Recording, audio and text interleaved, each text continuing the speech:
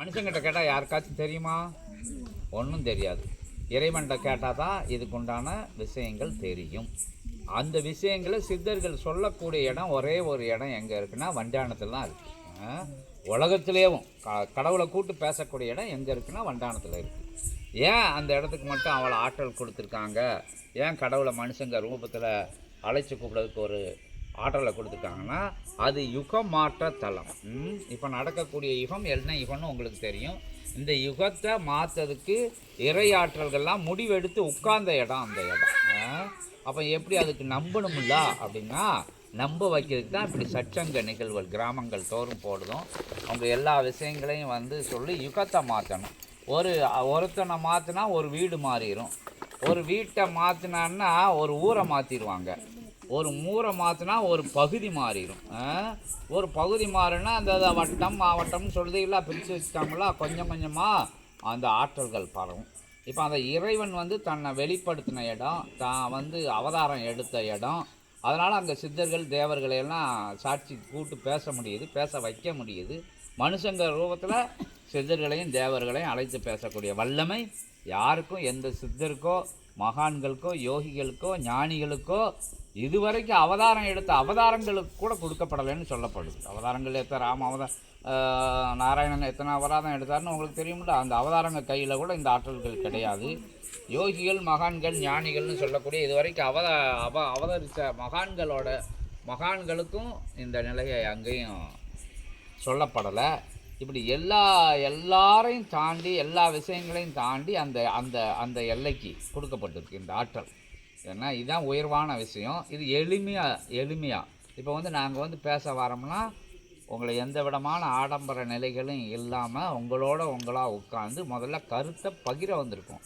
நாங்கள் என்ன செய்தோம் அப்படின்னு சொல்லிவிட்டு அப்படின்னா தான் நாளைக்கு கூட கொஞ்சம் இப்போ தெரியாதுல்ல எதுக்கு வந்திருக்காங்க, எல்லாம் ஏமாற்று வழியாக இருப்பாங்களோ, என்னமோ ஒரு விஷயத்துக்கு வந்தாங்க காசு கேட்பாங்களோ அப்படின்லாம் அச்சம் இருக்கும். எல்லா ஊருக்குள்ளேயும் அதான் நடந்துக்கிட்டு இருக்கு. இப்போ எப்படியோ உள்ளே போய் பொம்பளையில் ஏமாற்றி ஆம்பளையில் ஏமாற்றி ஆசைப்பட்டவங்களை ஏமாற்றி எப்படியும் இப்போ ஆன்மீக போர்வையில் ரொம்ப விஷயங்கள் நடந்துக்கிட்டு இருக்குது. பார்க்கறதுக்கு தரிசனத்துக்கு இவ்வளோ ரூபா, நீங்கள் அங்கே ஆலயங்களுக்கு வந்தால் இவ்வளோ டொனேஷன் கொடுக்கணும், இப்படி விஷயங்களெல்லாம் இருக்குது. ஞானத்தை யாரும் ஃப்ரீயாக சொல்லி கொடுக்கல, சும்மா சொல்லி கொடுக்கல, ஏதோ ஒரு எதிர்பார்ப்பு நிலைகளில் சொல்லி கொடுக்காங்க.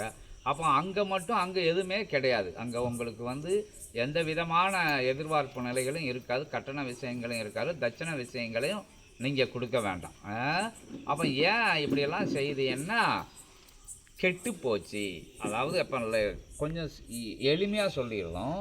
அப்போ இறைவன் அப்படிங்கிற பேராற்றல் என்ன, அந்த பேராற்றலுக்கு எங்கிருந்து ஆற்றல் போகுதுன்னா நம்ம செய்யக்கூடிய புண்ணியங்கள், நம்ம முன்னோர்கள் செஞ்சு வச்ச புண்ணியங்கள், யோகிகள் மகான்கள் ஞானிகள் சித்தர்கள் செஞ்சு வச்ச புண்ணியங்கள், அவதாரங்கள் செஞ்சுருக்கிற புண்ணியங்கள்.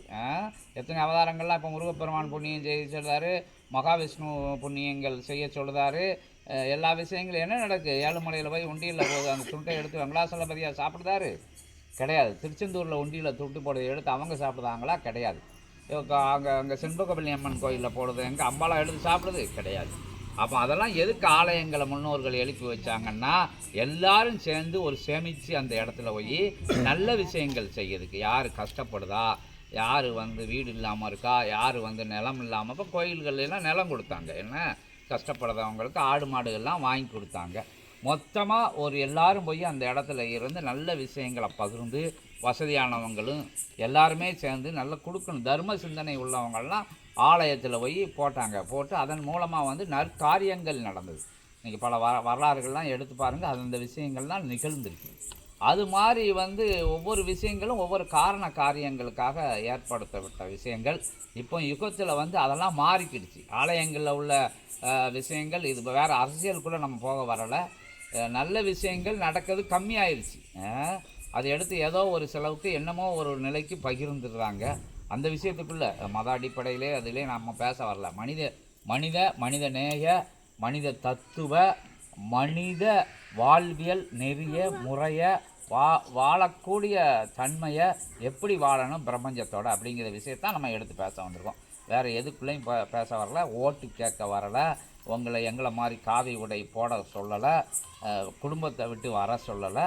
உங்கள் குடும்பத்துக்கு உங்கள் பிள்ளைகளுக்கு நீங்கள் நல்லா இருக்க என்ன செய்யணும், பிரபஞ்சத்தில் எப்படி வாழணும். ஏற்ற இறக்கங்கள் இருக்குல்ல, எப்போ பார்த்தாலும் இந்த ஆளோட பிரச்சனை, எப்போ பார்த்தாலும் இவளோட பிரச்சனை, எப்போ பார்த்தாலும் பிள்ளைய எல்லா வசதியும் செஞ்சு கொடுத்தாச்சு, ஒழுங்காக படிக்க மாட்டேங்கு, வேலைக்கு போனால் காசு அனுப்ப முடியல, வெளிநாட்டுக்கு போனால் தாய் தந்தையை மறந்து போயிருந்தாங்க, கட்டி கொடுத்த இடத்துல பிள்ளை போய் மறந்து போயிடுது, கட்டிட்டு போனால் கட்டிட்டு போயே போயிடுதான், மாமியார் வீட்டில் போய் உட்காந்துருதான், அங்கே போய் உட்காந்துருதான், இங்கே போய் உட்காந்துருதான், பெற்றவங்களுக்கும் ஒன்றும் செய்ய மாட்டாங்க, குணங்கெட்ட தரங்கெட்ட பிள்ளைகள் பிறக்கு, புத்தி சரியில்லாமல் போகுது அப்படிங்கிற ஒரு நிலை வருதில்ல. இதெல்லாம் எப்படி சரி பண்ண? அப்போ யார்கிட்ட போய் சரி பண்ணனா, நம்ம தான் அதுக்கு சரி பண்ணணும், நீங்கள் தான் சரி பண்ணணும்.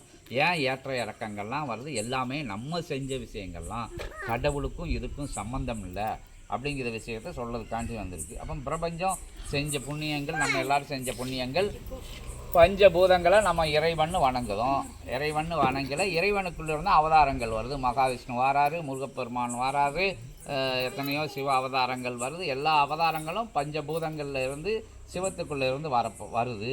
அப்போ மனுஷங்களையும் அப்போ இயங்கணும்ல, பூமி இயங்கணும்ல. கோடான கோடி கோள்கள் இருக்குது, எண்ணிலடங்கா கோள்கள் இருக்குது. நம்ம கற்பனைக்கு அடங்காத பெரிய விஷயந்தான், பிரம்மாண்ட விஷயந்தான் என்னது பிரபஞ்சம். எத்தனை கோள்கள் இருக்குன்னு எண்ண முடியாது. எதோட